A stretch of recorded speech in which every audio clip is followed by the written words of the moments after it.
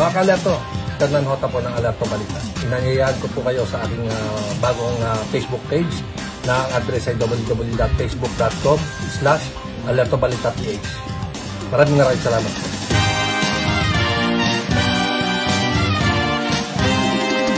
Mga kalerto, Fernan Hota po.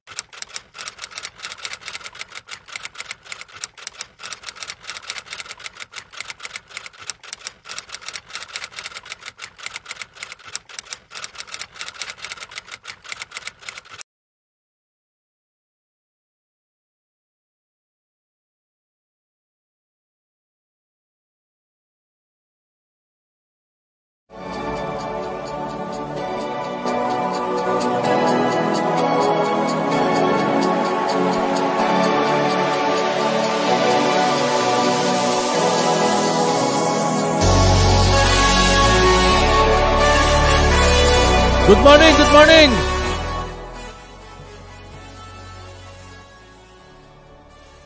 Magandang umaga, Luzon, Visayas at Mindanao.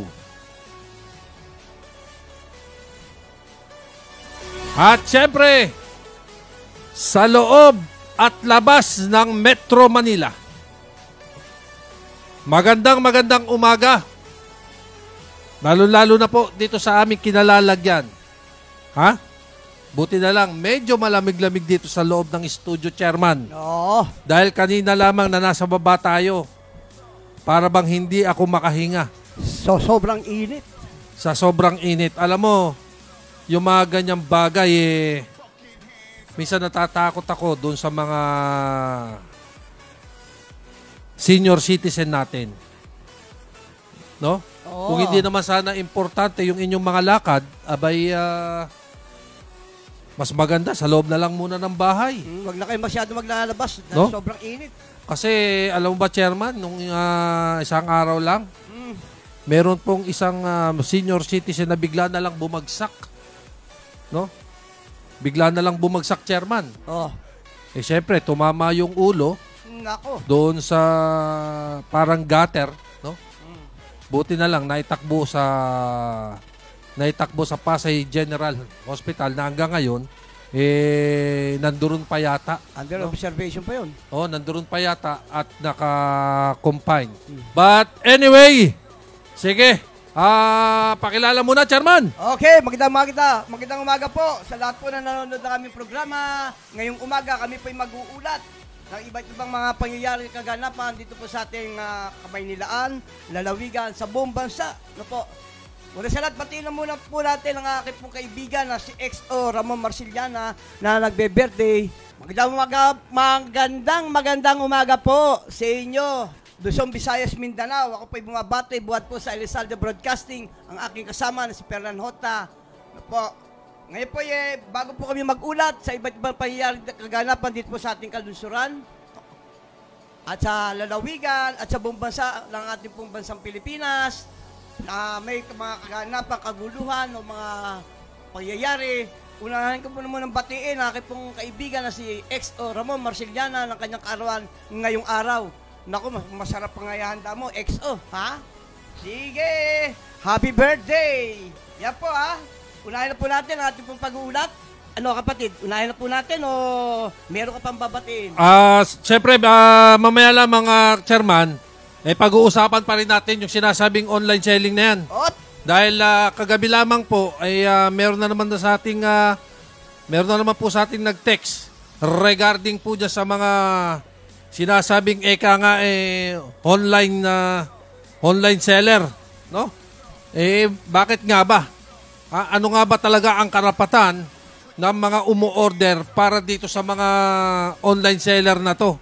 Alam mo, marami nagtatanong, Chairman, kung bakit daw hindi sila payagan, no? Bakit daw hindi sila payagan, Chairman, regarding doon sa mga ino-order nila sa online? Kasi ang nangyayari, hindi daw pwedeng buksan. Nako. Oo. Hindi daw pwedeng buksan dahil pag binuksan mo, babayaran mo. Matik ba yun? Matik? Ha? Matik yung pag binuksan mo, hindi bayad? Parang para bang nawala na yung sinasabing karapatan ng mga umo-order. Ang masakit pa, Chairman, always, laging nangyayari, yung in-order mo, hindi yun Ang laman. ang laman. Nakakay. Talaga naman, ano mangyayari pag ganyan ang sistema, Chairman? Di ba? Tapos, kapag oras na hindi mo kinuha at laging ganon, abay babanatan ka, sasabihin sa'yo, bogus na customer ka. Hindi nga bogus na customer, ini-scam nyo naman. Di ba? Naman, sana magkaroon tayo ng batas para dyan sa mga online seller na yan, para dyan sa mga pag-o-order natin. Gusto nga ng mga customer natin na makatipid. Di ba? Pagkatapos naman, ganyan ang mangyayari. Titipirin din. Di ba? Sumobra pa. Sumobra pa sa pagkakatipid. No? Ay, lako. At bago rin kami tuluyang magbigay ng mga ulat namin, ay nais ko muna pong batiin ang aming boss na si Tita Mel Elizalde ng magandang umaga. At syempre si Kuya Hill, magandang umaga rin. At syempre ang aming pong mga kasama na si Lovely Fake dito po sa Elizalde Broadcasting. At syempre, binabati ko rin po si Ramil Custodio Buban. Ayan. Na ngayon po ay nangungunang nanonood sa atin at laging nakatutok po dito sa Alerto Balita. Sabi niya, Good morning, sir. Stay safe. Ha? Stay safe. At syempre, ang Patas Balita ni Jimmy Estacio, nanonood po siya ngayon. Ha? Ang tabayanan po. Meron rin po kasi itong programa, Chairman. Oh. Pero bago yan ay batiin ko rin muna po ang si Barangay 193 Zone 20 sa pamumuno po ng kanilang kapitan na walang iba kundi si Kapitan Mike Dawal.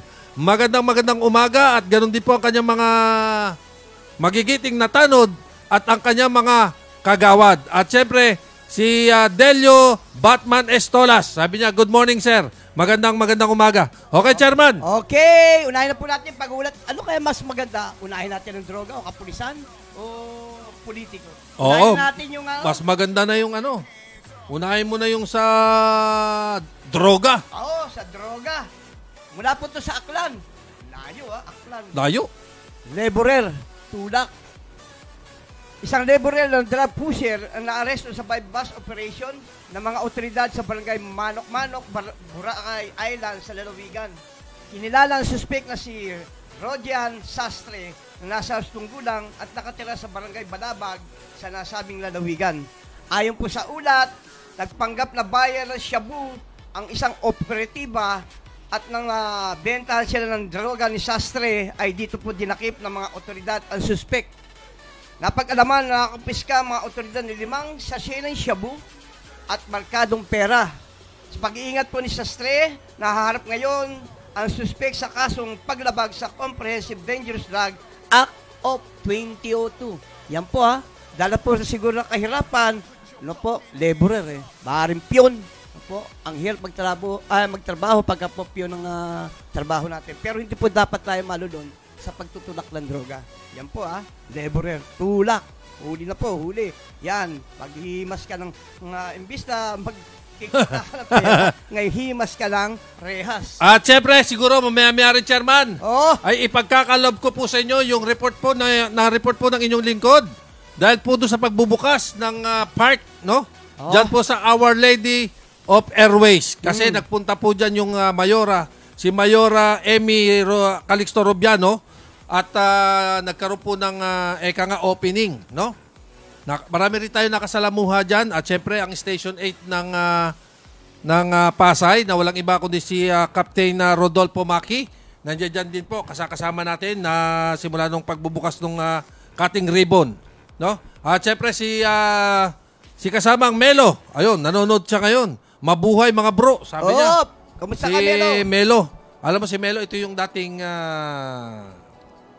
kasama ni late Johnny Pabon. Di ba? Yung ating kasama sa online news. Ito yun.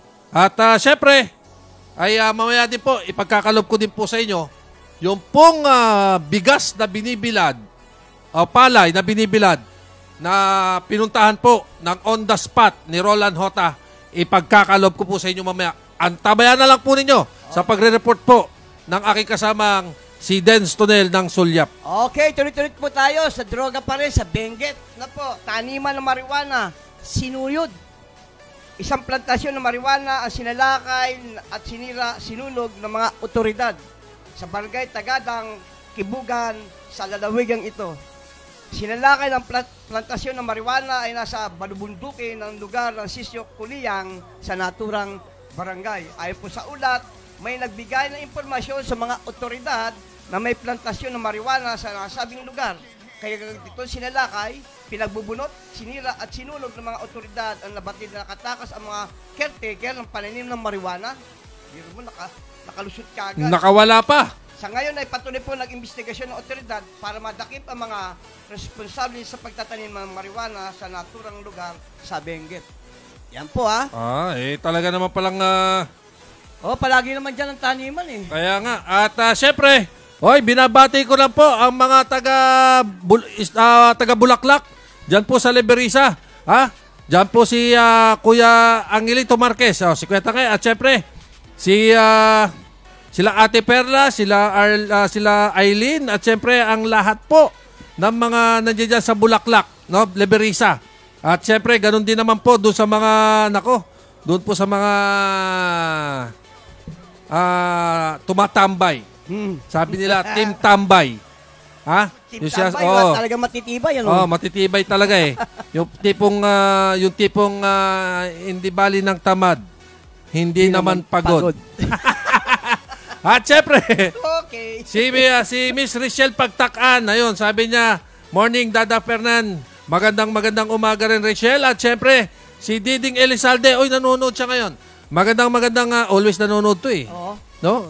Lagi niyang inatabayanan yung ating programang Alerto Balita. Magandang umaga kay Diding Elizalde. At syempre, doon po sa mga taga Bulaklak, sabi niya pa siya out po sa mga bata ng Bulaklak. Nako, ganda nung nakita mo. Bulaklak. Flowers.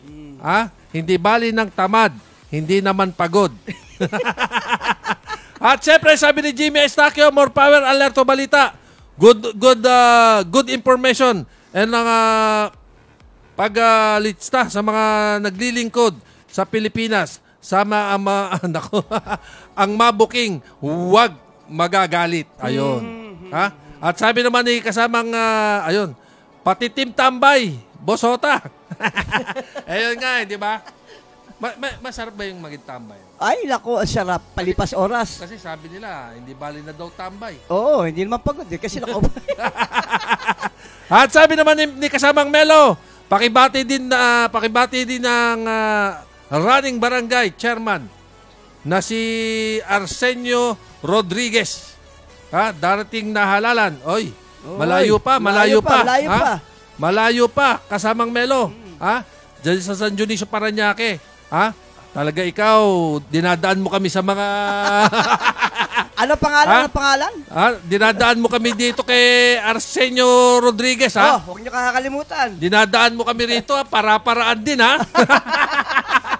Para-paraan ang pagkakataon. Umanda ka, pag pinuntahan namin yan, Papasyal kami dyan. Talaga naman, ganun, alam mo, ilang buwan na lang ba? Matagal pa naman Ano ba ang date ng chairman? Oktobre, hindi pa alam. Then, ng pagpapile ng COC. Hulyo at 3 hanggang 7. 4 days lang yan. Ang pagpapiling. Aba, talaga man to si Camelo. Magmamadali ka. Talaga. Hina-hina, isama kami dyan. Cool ka lang, Para-paraan ka din eh. Para. Mamaya kami masisibak niya sa ginagawa mo.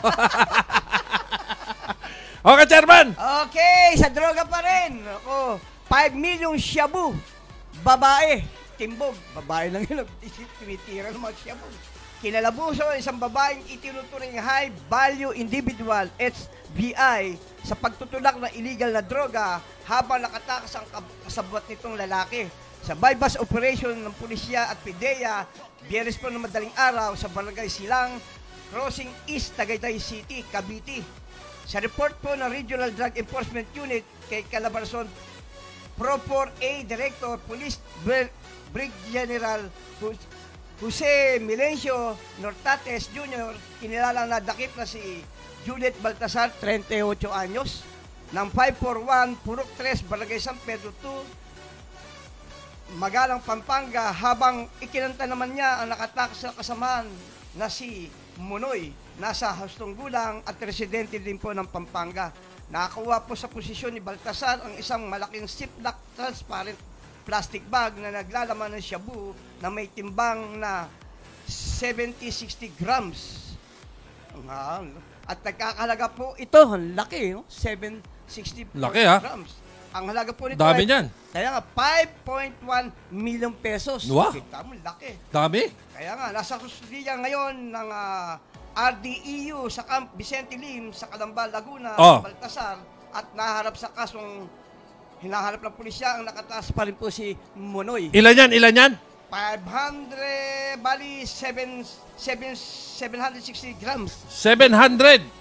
Nagkakalaga ng 5.1 million 760 grams. grams. Oh. So, sa 761 gramo. Oh. Ha? Oo. Oh, bantayan nyo yan. Baka makadaging 600 na lang yan. Ha? Nako, alam mo, Chairman, Oo. natatakot ako pagdating sa mga kahuli-huling ganyan Ha? Baka kasi yung 7.60 na yan, grams na yan, nahuli. Oh. Baka pagdating doon, nasa 5 gramo na lang yan. Nahati-hati na. Nako, wag naman po sana. Okay. Sabi ni Rachel, tama dada, di bali ng tamad, di naman pagod.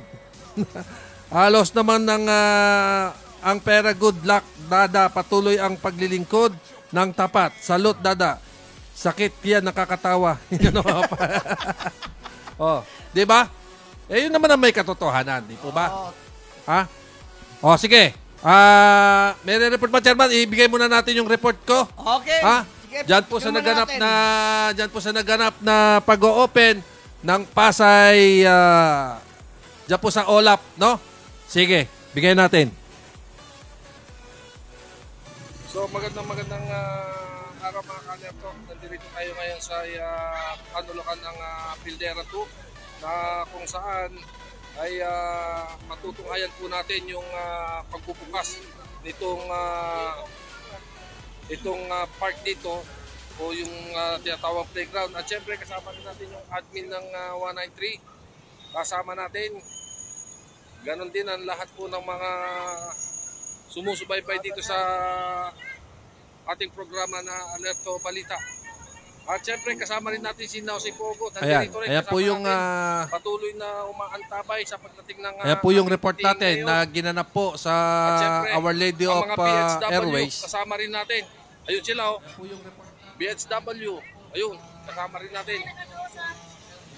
At syempre, yung ating mga kapulisyan. At syempre, ang kagawad ng Bausi na si Yoli Chavez, kasama rin natin. Nag-aantabay din kay Mayora Emmy Calixto. Magandang hapon, ma'am. At ganoon din naman, syempre ang ating mga kapulisyan. Kasama rin natin ang Director si Sir Panya. Isa sa mga umaantabay din sa ating mahal na. At syempre, ang presidente ng PPTM na walang iba kundi si Eva Tulagan. Kasama natin dito. At syempre, ang hepe ng Station 8 na walang iba kundi si Police Captain Rondon Pumaki, kasama natin dito, sir. Magandang hapon. At si Mayora ba? Wala pa? So nag-aantabay pa rin po tayo. At maya-maya lamang ay pakikita ko sa inyo ko yung lugar na kung saan ay ipakikita ko rin sa inyo yung mga lugar na magiging open. Ayan, no? Ayan, nakikita ninyo. Yan na po yung park, Naiya Park na mamaya ay bubuksan natin at patuloy na nag-aantabay ang ating mga kasamahan dito at ang ating mga kapulisyan para doon po sa seguridad ng pagbubukas ng park dito sa Our Lady of Airways. So sa ngayon ay patuloy po tayong nag-aantabay sa pagdating ng ating buting Mayora Emmy Rubiano Calixto. Magbabalik po kami. Antabayan ng tulak po ninyo. At syempre kasama rin natin si Joel Zambrano, isa sa mga sumusubaybay ng Alerto Balita. Si kasamang Joel Zambrano, nag-aantabay din yan. para kay Mayor Emmy Rubiano Calixto. Alerto! Rin nyo, hanggang mamaya lang po, magkabalik po tayo. At syempre ang bawsi na si Ann Sakwesa Dawan, andirito rin. So antabay lang po tayo, magbabalik po kami. So ito pong araw na to, ito po yung araw ng pagbubukas ng playground dito sa Our Lady of Fairways, no? Na tinututukan po ngayon ng inyong lingkod na si Fernan Hota. At syempre kung yun yung po makikita, ito na po yung mga umantabay kay Mayor Emmy Rubiano Calixto. At para po mabuksan na, no? Mapabuksan at mapaglaruan ng ating mga kababayan, especially ating mga anak. Dito po yun, papatagpag po dito. Dito po sa lugar ng Pildera 2. No? At ito'y nasasakop ng Barangay 193. Ganon din ang Barangay 194, nahahati po ito. Kaya maraming salamat kung sa puting mayor ng Pasay sa pagpapaganda po ng nasabing part na ito. Ayan, nasa aking likuran, makikita nyo yan. Galing nyo dyan sa aking likuran, yung pagandahan. At bubuksan na po ngayon. So yan lang po aking marireport mula po dito sa Pildera 1. Ako po si Fernan Hota, nag-uulat para sa Alerto Balita under Elisade Broadcasting. Maraming salamat.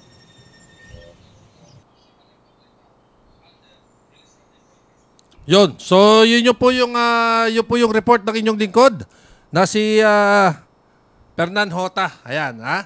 Yan po yung alam mo, maraming nakaganapan nangyari diyan na chairman. Oo. At alam mo, nakakatuwa naman sapagkat natapos na, no? Natapos na yung nasabing plaza at napapakinabangan na ng mga kabataan. Oh. At syempre, magandang umaga kay Mergin Kagatin. Nanonood po siya ngayon. At syempre, si Angelo o si Jello, ng pamangkin mong pogi, si Lugs. Ayun, sabi niya, Tito, pabati rin ako. O yun, si Angelo Marquet. At syempre, si Romnel Ornales. At ganoon din ang Barangay 194. Zone 20, sa pamumuno po ng kanilang kapitan na walang iba kundi si Kapitan Gilbert Gubich. At syempre, binabati rin natin yung kanyang kagawad na si Mabel Patubo. Magandang umaga. At ganoon din, sabi ni Mergin Kagatin, shout out po. At syempre, from California, USA, nanonood po sila ngayon, chairman. Si Cindy Nubal. Alam mo, gabi ngayon doon. Ay, good evening. Good evening, ha? Magandang umaga. Okay, chairman. Okay. Batiin ko lang muna ang Barangay 369. Na po, yung ating pong kaibigan si Ricky Abad sa bilang isang kagawad. At Mercy Runas, kagawad din po yan. Jennifer Benitez. Big Sir Leonco, mga kagawad po yan. At po nga magdiriwan kanyang karoon si XO Ramon Marceliana at ang tresurera si Malu Malyari Conco at ang kanyang anak na si Nicole Conco, sekretarya. Na po ang Barangay 369. Naku, magiging maganda yan kasi pinaganda po yan ng dating chairman na kaibigan natin na si Manolito Calyanta. Na po, yun nagbigay ng matamis na mangga na po, na kinatuwa ng bawat isa sa amin dito po sa studio. Magandang umaga po at tuloy-tuloy po tayo sa lahat po ng mga barangay nakakilala ko at mga kaibigan. Barangay 293 na si Marisa Alejandro at si Marisa Sabado ng Barangay 294 na kailan kaya magkakaroon ng assembly itong mga kaibigan natin mga barangay nito. Sa linggo. Oo nga pala. Buti nasabi mo, chairman, yung assembly. Okay. No? Sa araw po ng linggo, dyan po sa Barangay 193, Zone 20, ay magkakaroon po ng assembly. No? Sa ganap na 3:00 yata ng hapon. Maganda po yan. Abay, nakakatuwa naman itong aking nababasa rito, chairman. Magandang umaga sa inyong dalawa. Wala kaming ibang pinipili sa online news, kundi ang Alerto Balita lang. Napakagaling at napakatibay.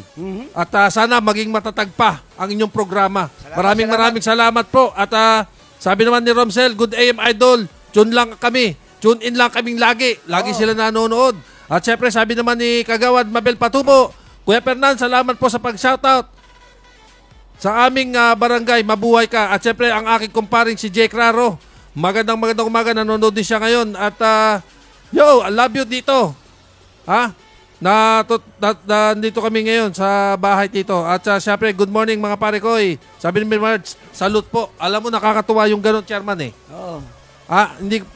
Walang kasidlan ng kaligayahan pag nakakarinig ako ng usaping ganon. Maganda Diba? pakinggan. Na sasabihin nila na na wala kaming ibang inano sa online. Oo. Kundi ang alerto balita lamang. Yun. So maraming salamat at sana lagi nyo kaming i-like, no? Lagi nyo kaming i-like, lagi nyo kaming i-subscribe sa aming mga FB account ng Elizalde Broadcasting at syempre ang YouTube Elizalde Broadcasting din.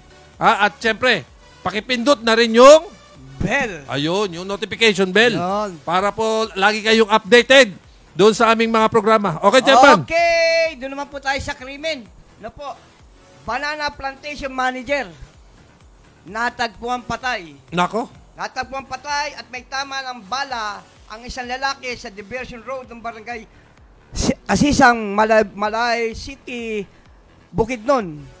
Sabado po ito ng madaling araw. Sa report po ng Bukidnon, ayon po sa report ng Bukidnon Provincial Director, Police Colonel Renante Reyes, kinilala ang biktima na si Roger Vergas Balista, 46 anyos, may asawa, manager ng Dole North Skyland ng Bukidnon Cluster at residente ng Tagum City, Davao del Norte. Isang concerned citizen ang dumaan sa lugar at nakita ang katawan na nakahandusay sa gilid ng daan sa labas ng kanyang minamanehong pick-up. Mayroon sugat ng bala sa ulo ang biktima at nakita rin sa pulisya ang kanyang kanang kamay na may 9mm na baril na tinakpan ng panyo. Sa investigasyon ng pulisya, huling nakita ang mga kasama sa trabaho ng biktima umalis sa kanilang staff house sa barangay Kalambugay, alas 4 ng madaling araw, papunta umano ito sa kanilang processing plant sa barangay Kasasing. Blank para po ang otoridad kung sino ang salarin at patuloy po nilang inaalam kung kung ano ang motibo ng pagpatay sa manager nito ng natagpuang patay. Ayan Nako, po, talaga naman. Siyempre, Chairman, Pangulong Bongbong Marcos at Vice President Sara Duterte, inilabas na po ng RPMD. Ayun. Yung mga yung mga magagaling na Solon Performance Chairman. Oh. Inilabas na at nakatanggap na po ng 77% approval at 83% trust rating si Pangulong Ferdinand Marcos Jr. Habang si Vice President Sara Duterte ay nakakuha ng 75% approval at 81% trust rating. Chairman, medyo maganda, di ba? Mataas. Base sa inilabas ng Boses ng Bayan na NCR Survey RPMD na isinagawa noong February 25, March 8, mula December 22, NCR poll tumaas ng 4% at 5% ang performance score ni Pangulong Bongbong Marcos at ni Pangulong Vice President Duterte ayon sa pagkakabanggit. Kung ganyan po ng ganyan, napakasarap naman, di ba? Siyempre, binabati natin yung mga taga Santo Tomas, Batangas. Walang iba kundi si Kuya Herman Coronado. Asawa ni Beth Villegas. Ayan, magandang umaga sa mga taga Santo Tomas, Batangas and the Villegas family. Especially doon sa aking bayo na si Alvin. At siyempre ang aking mga pamangkin na walang iba kundi si April at si Carl. Magandang umaga at si Tom Sawyer. Si Tom Sawyer, Chairman. He's watching now. Ito po yung husband ni Bernadette Balatbat Sawyer. Ayan, siya yung husband. At siyempre yung kanyang siyempre si yung aking kumparing si J.R. Galios. Ayun, pre, medyo ingat-ingat. Alam ko nandiyan ka sa airport, no? Sa labas mainit. Sana naman po ay ingat-ingat. At syempre sabi ni Kuya Hernan, Boss, good morning, Alerto Balita. Magandang umaga Kuya Hernan at magandang araw dyan po sa lugar ng Santo Tomas, Batangas. At si Jenny Dinoy, si Dindin, nanonood po siya ngayon. Magandang umaga. Okay, Chairman? Okay. Speedy recovery para po kay Imelda Conco na nakukumpay po sa UST Hospital. Sana gumaling ka na at makalabas ka na sa ospital at patuloy na maging malakas ang iyong katawan sa pagbabalik mo sa iyong tahanan. Speedy recovery po, Imelda Conco. Tuloy-tuloy po tayo sa ating pong pag-uulat na po sa kapulisan naman po, police visibility. Sa mga barangay, palalakasin. Dapat naman. Dapat naman. Oo. National Capital Region Police Office, NCRPO, na mas palakasin pa ang police visibility sa National Capital Region, NCR. Sinabi po ng NCRPO Chief Police Major General Edgar Alan Ocobo, upang mapaigting pa ang pagsupo sa krimen sa mga barangay communities sa Metro Manila. Ayon po kay Ocobo, nais po nilang buhayin ang revitalized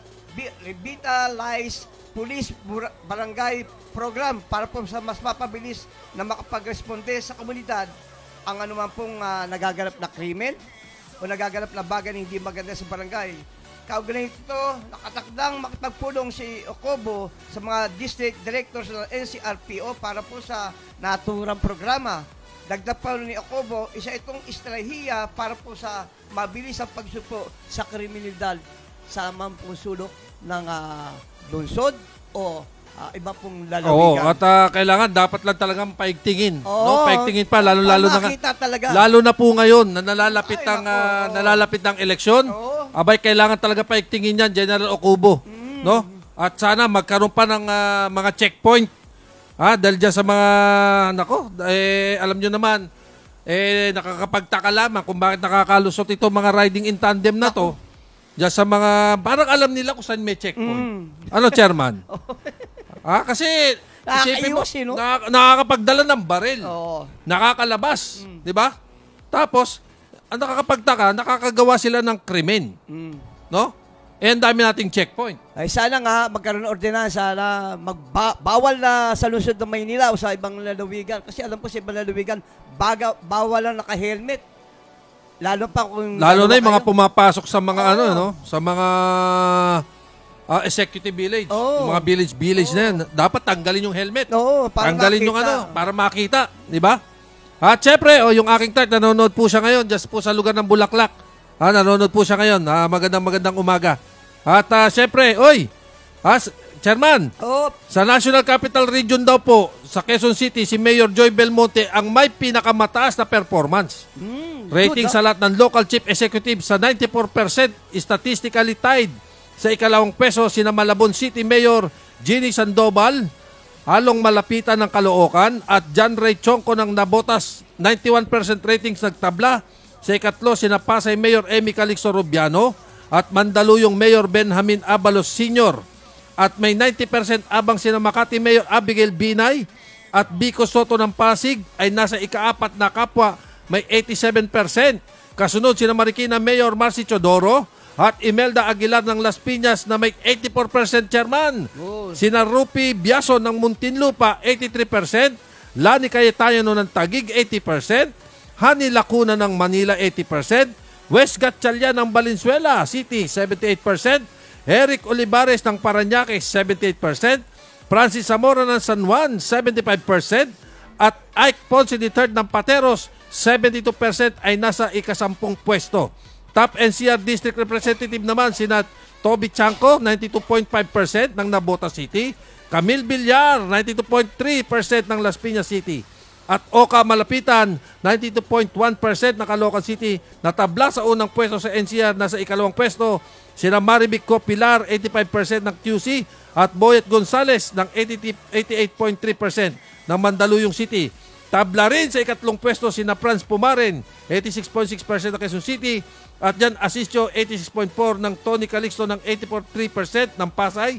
At Roman Romulo Bunting, 82% ng Parañaque City. Jay Lacson Noel, 82.5% ng Malabon City. Nagtay sa ikalawang pwesto doon po sa mga performance na rating na inilabas ng RPMD. Okay, Chairman? Congrats sa lahat po ng mga magagaling natin mga namamahala sa ng mga lungsod na po na makailan pong ginawang maganda yan. No? Alam mo pagdating sa mga ganung bagay na pagdating sa mga performance, no? Bago natin ibigay yung on the spot report. Sige, i-report na muna natin yan, Chairman. Ito, pulis uli. Pulis na naman? Bagay maganda to eh. Sa bagay, mamaya meron din ako i-report, Chairman. Itatalagang desk officer, babaeng pulis. Okay, Dati kasi mga sargento de mesa, di ba? Mga lalaki. Dati yun, dati.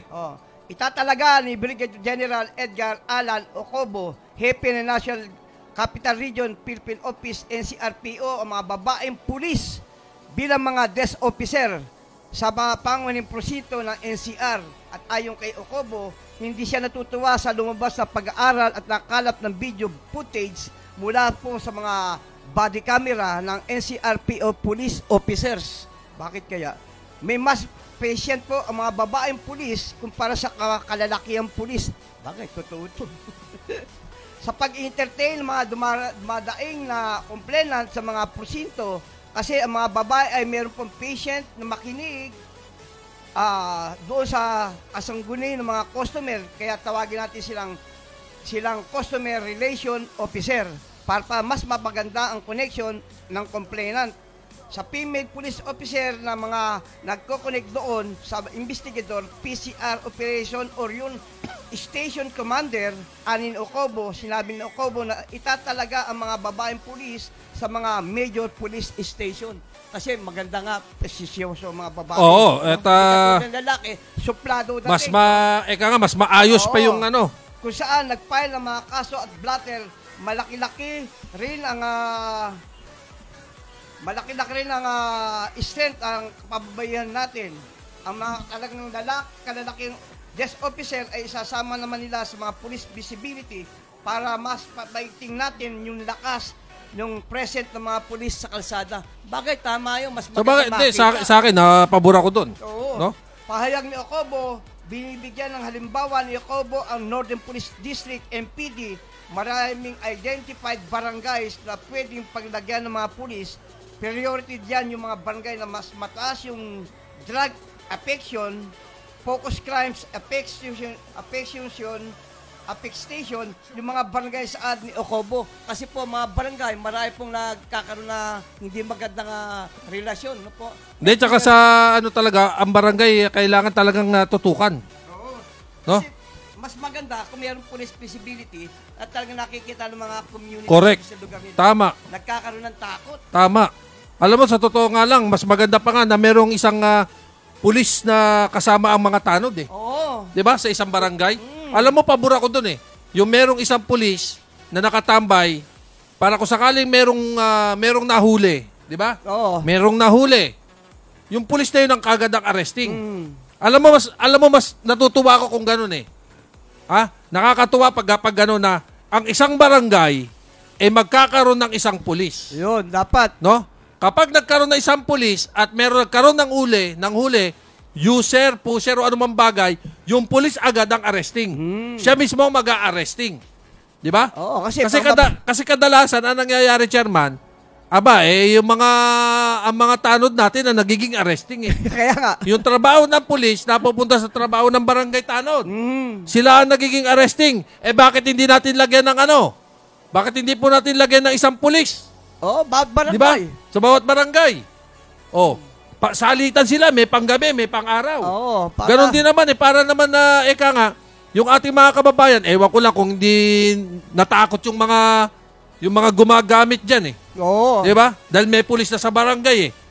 Pero bago yan, batiin ko muna si Deputy XO, Randy Artugi at ang kanyang esposa na si Ruby, na medyo, magpagaling ha. Sabi nga ng Alerto Balita. At syempre, si Lovely Twiggy Zacarias, nanonood po siya from Saudi Arabia. Good morning po. Good morning. Yun ang totoo nun, Chairman.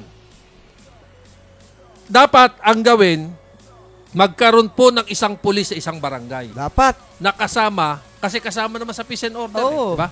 Nakasama ng mga barangay pulis din. No? Doon mismo. Para kung sakali na magkaroon ng ulihan o magkaroon ng tinatawag na pagsisita doon sa mga makukulit. Tsaka doon sa mga drug user. Oo. Yun kagad yung kagad ang magiging arresting yung pulis na yun. Di ba? Kesa sa tanod. Kesa sa tanod. Ako, pabor po ako doon. Kung yun sana, kung magkakaroon ng batas na ganon, at ganon po ipapalagay ni General Ocubo. Ay, nako, maganda. napakaganda po, sir. Napakaganda. Sige po, gawin Bigyan nyo nyo po lang ng isang pulis sa bawat barangay, isang pulis. Di ba? Oo. Oh. Para pag nagkaroon ng huli, yung pulis na yun ang arresting. Dapat. Hindi yung tanod ang magiging arresting. Di ba? Sana ganun talaga gawin. Sana matuloy yung magandang nais na mangyari ni General Cobo, no? Oo, ganun talaga. Kaya nga sabi nga, eto, Chairman. Oh. Ha? Sabi inihirit ni Speaker Ferdinand Martin Romualdez na ipatupad sa buong bansa ang one-strike policy ng PNP. Oo. O agarang pagsibak sa pwesto ng mga ninja cops na sangkot sa krimen lalo na sa hulidap. Hulidap! No, Kotongkis. Pati na ang kanilang commander. Muling kakausapin ni Speaker Romualdez sa pamuno ng PNP matapos magdismaya sa pagkakasangkot umano sa hulidap ng 13 opisyal ng Criminal Investigation and Detection Group o CIDG, National Capital Region o NCR, sa nagreklamong grupo ng Philippine-Chinese Business kamakailan. Sila ang dapat na nagbibigay ng proteksyon sa mamamayan. Bakit sila pa ang inireklamo ng hulidap? Bakit nga ba? At ang sangkot mismo sa krimen, ano na ba ang nangyari sa ilan nating mga pulis? Dismayadong pahayag ni Romualdez na nawagan akong paigtingin pa natin ang one-strike policy kapulisan at gawin ito sa buong bansa. Kung sangkot sa krimen ng isang pulis na nasa presinto, dapat sibakin din agad ang station commander. Dapat. Dagdag pa ng leader ng Kamara, aniya komanda responsibility kung bakit dapat alisin din sa pwesto ang immediate superior ng mga tiwaling pulis. At sinabi pa ni Romualdez, if you are the commander, dapat alam mo ang kilos ng mga tao all times. Dagdag pa ni Speaker Romualdez, sinibak sa pwesto ni CIDG Director Police Brigadier General Romeo Caramat Jr. ang 13 opisyal, kabilang si CIDG NCR Chief Police Colonel Ansel Marantan na pagsumiti na rin ng kanyang courtesy resignation ang alinsunod sa command responsibility. Ayon kay Romualdez, dapat paigtingin ng PNP ang kampanya sa paglilinis sa kanilang hanay upang maibangon ang nawawalang tiwala ng taong bayan sa kanilang mandato na alagaan at protektahan ang taong bayan. Alam mo, sa totoo lamang, dapat lang po, no? Dapat lang po, alam mo sa totoo, yung ating mga kababayan parang nawawalan na ng tiwala. Talagang malaking malaki. Nawawalan na ng tiwala dahil, dahil sa mga na ninja cops na yan. Sa totoo lamang, bakit nga ba, sabi nga ni Deputy, tama, salute ako dyan. Dapat naman talaga, di ba? Magkaroon ng isang pulis sa bawat barangay. Dapat. Subukan mo lang. General Okubo. Sir, subukan nyo pong maglagay lang ng isang pulis lang, kahit isang pulis lang. Sa bawat barangay, nakasama ng mga barangay pulis, araw at gabi. Tingnan ko lang kung meron pang umiskor ng droga dyan. Hindi, titinuyan, lugar na yan, sigurado. Kasi ang mangyayari dyan, kapag nagkaroon ng ulihan at meron tayong mga CCTV at kilalang-kilala ng mga barangay kung sino yung mga scorer na yan, malilinis yan. At pangalawa, ang magiging arresting dyan, yung mismong pulis ninyo. Siya mismo ang mag-aaresto dyan. Na-aasistihan ng mga tanod. Yun. Assist lang ang tanod. Di ba, tanod ng mga di ba, Chairman? Oo, dapat ganun. Napakalinaw po niyan. Sige, Chairman. Ibigay mo muna yan. Balik muna tayo dyan, Vice. Ano Sige. ba, magkano ba nakuha ng mga kulimbat na yan, na pulis na yan? Alam ko, hinuni nila yung mga nagmamadyong ng mga kapulisan. 10 million ang nakuha. Nakita mo? Alahas, bag. Kaya pala ang lakas ng loob niyong mag-resign. Mga anak kayo ng teteng? Ay nako, sinira nyo na naman ang magandang image ng unti-unting gumagandang image ng kapulisan. Hindi naman lahat ng pulis ay ganyan. No? Maraming pulis na matitino pa rin, pero kaya dapat tanggalin natin yung mga pulis na pasakit, no? Pasaway, na sumisira sa kredibilidad ng mga kapulisan. Saludo ko kasi mayroon po kaibigan na pulis na talagang magaling, na si Colonel Ibay. Kita niyo po. Magaling yan. Magaling talaga yan, Batang-bata pa yan na opisyalis. Alam mo, pero hindi ko pa kasi napupunta si Colonel Ibay. Minsan pasyalan natin Minsan yan pasyalan sa natin yan. Para makausap natin. Si Colonel Ibay. Puntahan nga natin yan. Alam mo, magaling na pulis yan . No. Matinong pulis din yan. Alam mo, sa totoo lamang, doon ako naniniwala na sa loob na isang piling na saging, mayroong bulok. Di ba? At yung bulok na yun, pag di mo tinanggal, nadadama yung iba. Oo. No? Kaya ang hirap pa ng kapulisan. Kaya nga, sayang. 'di ba? No? Kaya sana, sabi ni Providencia MPA, sabi niya, nanonood siya ngayon. Tama po 'yan. O 'di ba? 'Yun naman po na talaga ang totoo noon. Oo. Sige, Chairman. Okay. Unahin muna balikan kaya natin yung mga nagkakating trip dyan sa Pampanga. Ano kaya nangyari dyan? Hindi na natin nakuha yung... Natulog na naman sa pansitan. Oo. LTO ng Pampanga. Paano kaya natin niya masuwerte yung mga hinayupan? Secretary Tugade. No. Yung mga tao mo doon sa Pampanga. Biyaheng Guagua San Fernando. Guagua San Fernando. Abay, naku po naman, ilang beses na namin sinasabi dito yan, Secretary Tugade. Kawawa naman yung mga estudyante. No? Di ba si Secretary Tugade ang hepe ng ngayon? Transportation? Sa processing? Oo. Paano kaya yung Yung aking, yung aking boss at kababata na si Perdi Prado, si Fiscal Freddy Prado. Nanonood siya ngayon. Ha? Magandang umaga ato at alam kong nako, busy ka na naman. Dahil sa dami ng kaso ginahawakan nitong taong ito. Yung aking kababata na to. Pero napakagaling nito. Napakagaling nito. Itong fiscal na to. Pero darating ang araw, magiging judge din ito. Baka ito pa magiging papalit na hukumbitay.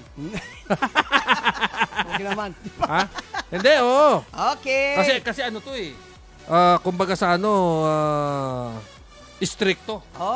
Napaka-stricto fiscal na to. Huwag kang gagawa ng kalokohan. Dahil siya makakalaban mo. Oo. Kaya kahit na kami yung tinatawag naming AMAGS Boys, na Anak Marikina Action Group, na kasama namin ito, lahat yan matitino. Kaya yung mga kababata ko, meron natapos ang engineer, meron mga Meralco, meron mga kasama namin mga nag-aaral. Ngayon ito, dating attorney, ngayon fiscal na. Pero nandoon pa rin yung unite namin. Nandoon pa rin kapag oras na gusto magkasama-sama kami, nandoon pa rin. Okay, Chairman. Ayan. Sige, report ka muna. Okay, balik po tayo. Politika naman tayo. Na po. Kasi napag-usapan natin, di ba sabi mo nga, yung 20 na kilo ng bigas, malabo. Suntok sa buwan yan. Suntok sa buwan? Oo. Para ka nagulog ng 25 sa malabong ilog na kinakapa mo ng wala. Matagal bago masalat. Pero gumagawa ng paraan ng ating Pangulo na talagang matupad yung kanyang mga sinabi nung siya ay tumatakbong bilang Pangulo ng ating bansa. Nung siya nilalo, ito po ang problema. Ngayon, hindi pa rin po natutupad. Pero yan, pinagsusumikapan ng ating Pangulo na magawa ng paraan na talagang bumaba yung halaga ng bigas. Pero sa kasalukuyan ngayon, ito mas pa nga ng 4 na piso, 2 piso ang bigas. Pero sinabi niya, gagawin niya nga na 20, pero may proseso, medyo matatagal. Kaya medyo magpasensya tayo, unawain natin, kasi bago pa lang, no? Bago pa lang pagkakaupo ng ating Pangulo, pero pinagsusumikapan po niya na maiayos yan para bumaba ang bigas. Ayun. At syempre, binabati ko rin po ang maintenance po ng Barangay 193 na walang iba kundi si Edwin Benedicto at si Danny Cornel, ang mga batikan at magagaling na mga maintenance ng Barangay 193. Batiin ko na rin po ang mga morning duty na walang iba kundi si Sir Mario Bituaran, Marvin Mariano at Bienvenido Batan. Nandiyan dyan din si Edwin Samson, ang mga morning duty ng Barangay 193. Okay, Chairman? Hey, politiko, President Putin. Daan mo naman po tayo sa politika. Sige. Ano po? President Putin, pinaaresto ng International Crime Court, ICC. Una nang pinaaresto ng ICC si Russian President Vladimir Putin dahil po sa war crimes sa Ukraine. Hindi po miyembro ng ICC ang Russia, pero nagawa ng ICC na maglabas ng desisyon laban po sa war crimes ni Russian President Vladimir Putin. Ibig sabihin nito na pwedeng talagang maimbestigahan din ng ICC ang mga krimen ni dating Pangulong Rodrigo Duterte. Kahit na inalis niya ang Pilipinas bilang miyembro ng ICC para makatakas sa pananagutan. Kawawa naman ang mga biktima ng madugong giyera kontra droga at iba pang krimen sa ilalim po ng administrasyon ni Digong Duterte. Kung hindi po siya mapapaharap sa anumang korte sa loob o labas ng bansa, pahayag ni Kabataang Representative Raul Manuel, ito rin ang aapila ng biktima at pamilya. Ang imbestigahan, arestuin si Duterte dahil sa hindi naman umano seryoso ang ginagawang pag-imbestigasyon sa war on drugs sa bansa. Naniniwala ang mga mambabatas na posible ring isyuhan ng warrant of arrest ng International Criminal Court ICC si dating Rodrigo Duterte kaugnay po sa bloody drug wars sa ilalim ng kanyang administrasyon. Pwede rin pala. Kasi hindi pala miyembro ng Hindi, tsaka nasasakop pa tayo noon, nung time na yun. Oo. Nasasakop pa tayo noon. Pero kung ako yung marami rin pong sa akin nakakatuwa din. Dahil marami rin na itulong ang mahal na dating Pangulong Duterte. May maganda. Regarding dyan. May maganda, may masama. Hindi pare-pareho, no? Hindi pare-parehas. Okay, Chairman. Sige. Meron pa tayo 8 minuto. Okay. Batiin ko na muna. Magandang umaga ang ating pong konsyala, Dr. Irma Alfonso ng Barangay District 1 na po, ng Tondo. Yan po, meron po siyang mga proyekto na libreng gamot, libreng check-up, tuwing ikalawang linggo ng buwan at ikaapat na linggo ng buwan. Na po, sa darating po susunod na Biyernes, puntahan niyo po siya sa may Santo Niño Church. Meron po siya dyan libreng gamot at check-up. Na po, yan, isa lang pong bahagi ng magandang proyekto ni Konsyala Irma Alfonso ng District 1. Ayun. At syempre, Chairman, meron pa ba? Meron pa. Sige. Yung pong yung po, yung mga bingot. Tuloy-tuloy po yan. Sa lahat po na may bingot, na po, kung meron po kayong kakilala na gusto mapa-opera para po mapaayos po ang kanyang pong lips, na po. Diyan po sa may Santa Ana Hospital. Hanapin niyo po si Dr. Grace Padilla na po at sabihin niyo po kayo po ni-repair ni Dr. Irma Alfonso. Libre po yan, nagagamutin po kahit operahan po yung bingot na po. Tuloy-tuloy po yan na proyekto po ng Santa Ana Hospital para po sa mga meron po mga bingot na po. At syempre, binabati ko rin po ang presidente ng PTTM na si President na Eva Tulagan, yung amin pong presidente sa anti-crime na si Eva Tulagan. Nanonood po siya ngayon. Magandang umaga. Ayun, at syempre, batiin ko na rin yung PTTM, yung aming presidente na walang iba kundi si Eva Tulagan. At syempre, magandang umaga doon sa aking pisa na si Dali Pascual na taga San Antonio, Zambales. Ay, magandang umaga. At syempre, magandang umaga at tanghali po sa inyong lahat dyan. Deli Castañeda. Okay, Chairman? Okay, magandang umaga rin po sa lahat-lahat na nanonood at nakikinig ng pong programa. Ilang minuto na lang po at pananghalian lang po ng mga Pilipino. Ayun, at ibigay din natin, Chairman, yung report ng on the spot. Bayan Action Agad ni Roland Hota.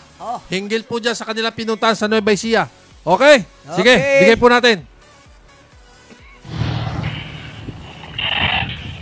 Sa aming paglalakbay dito sa Region 3 ay hindi may pagkakaila upang saksihan ang tinatawag nating Rice Granary. Mula sa sur patungo rito sa norte, particular dito sa Central Luzon, ay makikita natin ang kahilingan at pangako na magkaroon sana ng katuparan. Magmula sa 25 patungo sa 20 pesos ang kilo ng bigas.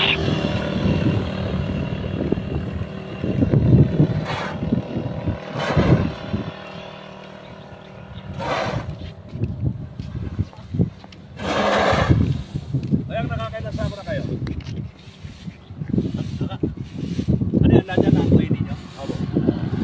Okay, so sa pagkakita nito ay ito, nakita natin talaga itong ating mga kababayan na patuloy na nagbibilan at parang nagbibilan. Makakailang sako kaya ito ng bigas, magkakalit karami. Bagamat sa kalsada kayo nagbibilan. 300 kabang itong bilad namin nasa ako. 300 kabans. So magkano ang binabayad sa inyo? Okay naman. Ang sahod sa inyo sa maglalagay sa sako. Ayun ko lang pagitan ng Nueva Ecija at Tarlac. Ito pa rin ang inyong likod, Ronan Nota, ang inyong road journalist para lamang malaman ano nga ba ang sitwasyon at kalagayan ng ating mga magsasaka. Sa kanilang inaling bigas, paano nga ba magkakaroon ng katuparan ng pangako ng ating Pangulo na maging 20 pesos ang kilo ng bigas. Sa ganitong pagkakataon, sa katerba ang harvest o honey ng ating mga palayan at saka